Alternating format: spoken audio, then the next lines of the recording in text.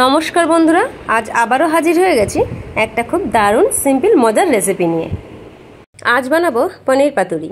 তো তার জন্য আমি এখানে 150 গ্রাম পনির নিয়েছি। পনিরটাকে 4 টুকরো করে কেটে নিয়েছি আর নিয়েছি কিছুটা কলা পাতা। তো চলো দেখে নাও আজকের রেসিপিটা আমি কিভাবে বানাচ্ছি। তো যেহেতু পুজো এসে গেছে তাই ভাবলাম তোমাদের সঙ্গে একটা ছোট্ট নতুন রান্নার রেসিপি শেয়ার করি। তো রেসিপিটা ভালো লাগলে প্লিজ আমার ভিডিওতে একটু লাইক কমেন্ট শেয়ার করো। তো এখানে পনির নিয়েছি, পনিরগুলোকে একটু 4 টুকরো করে কেটে নিয়েছি, একটু পাতলা করে কেটেছি। তার মধ্যে দিয়ে দিয়েছি একটু সর্ষে, পোস্ত, কাঁচা লঙ্কা বাটা, দিয়ে দিচ্ছি সামান্য পরিমাণ হলুদ, সামান্য একটু লবণ, একটু কাশ্মীরি লঙ্কার গুঁড়ো, কয়েক টুকরো চিনির দানা, আর দিয়ে দিচ্ছি অল্প পরিমাণ একটু সর্ষের তেল। দিয়ে ভালো করে সবটা মাখিয়ে নেব পনিরের সঙ্গে। আর এইভাবে পনিরটা মাখিয়ে প্রায় 15 মিনিট মতো রেখে দেব, তাতে পনিরের মধ্যে লবণটা খুব ভালোভাবে মিশে যাবে। তো দেখো এবার আমি খুব ভালোভাবে মাখিয়ে নিচ্ছি। এইভাবে মাখিয়ে নিলে পনিরের টেস্টটা কিন্তু ভীষণ সুন্দর হয়। আর এই রকম একটা রেসিপি থাকলে গরম ভাতের সঙ্গে ভীষণ ভালো খেতে লাগে। আর অন্য কিছু যেদিন করতে ইচ্ছা করবে না, এইভাবে একবার ট্রাই করে দেখবেন, আশা করছি খুব ভালো লাগবে। খুব সহজ আর খুব চটজলদি একটা রান্নার রেসিপি। আমি এখানে পনিরের মধ্যে সমস্ত মশলাগুলো ভালোভাবে মিশিয়ে দিয়েছি। এবারে যেটা করব মেন কাজ, সেটা হলো এই কলা পাতাগুলোকে একটু সেঁকে নেব। কলা পাতাগুলোকে একটু সেঁকে নিলে এগুলো খুব নরম হয়ে যাবে, তাতে আমার পাতুরিটা করতে সুবিধা হবে। তো দেখো পাতাগুলো আমি এইভাবে একটু আগুনে সেঁকে নিচ্ছি। পাতাগুলো এইভাবে সেঁকে নেওয়ার জন্য পাতাগুলো কিন্তু একদম নরম হয়ে গেছে।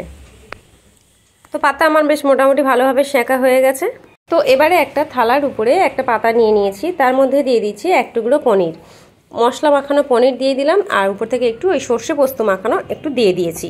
তার মধ্যে দিয়ে দিচ্ছি 1 টুকরো চেরা কাঁচা লঙ্কা, আর দিয়ে দেব একটু সর্ষের তেল। তো এবারে আমি পাতাটাকে খুব ভালো করে মুড়ে দেব।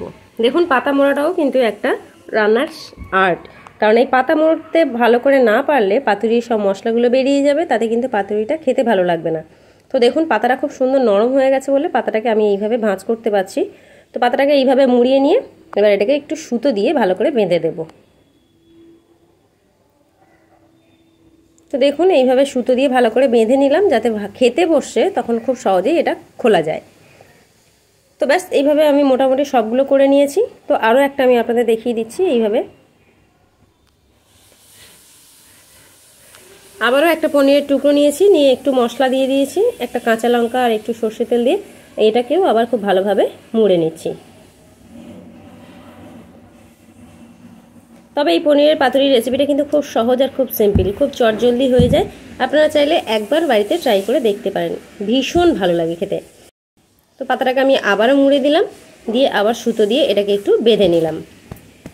তো এইভাবে আমি 4টে করছি, তো 4টে আমি ভালো করে মুড়ে রেডি করে নিয়েছি। তো দেখুন আমি সবগুলোকে মুড়ে রেডি করে নিয়েছি। এবারে এটাকে একটু সেঁকে নেওয়ার পালা। প্রথমে আমি একটা প্যান বসিয়ে দিয়েছি, তার মধ্যে কিছুটা সর্ষের তেল দিয়েছি, দিয়ে এবারে একটু প্যানের চারধারে বুলিয়ে দিলাম। এবারে প্যানের উপরে আস্তে করে পাতুরিগুলোকে সাজিয়ে দেব। তো আমি প্যানের উপরে সবগুলো দিয়ে দিয়েছি, আর দিয়ে কিন্তু গ্যাস একদম কমানো থাকবে। এবারে মিনিট 15 আমি একটু ঢাকা দিয়ে রেখে দিলাম। তো পাতুরিটা মিনিট 15 পর আমি ঢাকা খুলে দিয়েছি। দেখুন খুলে আপনাদেরকে দেখাচ্ছি কতটা সুন্দর দেখতে হয়েছে। যেমন সুন্দর দেখতে হয়েছে তেমন সুন্দর খেতেও টেস্ট হয়েছিল। তাই বলছি খুব সহজ আর ছোট্ট একটা রেসিপি, যদি সম্ভব হয় বাড়িতে একবার ট্রাই করে দেখবেন, আশা করছি খুব ভালো লাগবে। তো যদি ভালো লাগে তো প্লিজ আমার ভিডিওতে একটু লাইক কমেন্ট আর শেয়ার করবেন। যারা এখনও আমার চ্যানেলটিকে সাবস্ক্রাইব করেনি তাদের কাছে আমার অনুরোধ রইল আমার চ্যানেলটিকে একটু সাবস্ক্রাইব করে দেওয়ার জন্য। আর যারা সাবস্ক্রাইব করে দিয়েছেন তাদেরকে অসংখ্য ধন্যবাদ জানাচ্ছি। তো দেখা হচ্ছে আবারও কোনো নতুন ভিডিও নিয়ে। ভালো থাকবেন, সুস্থ থাকবেন।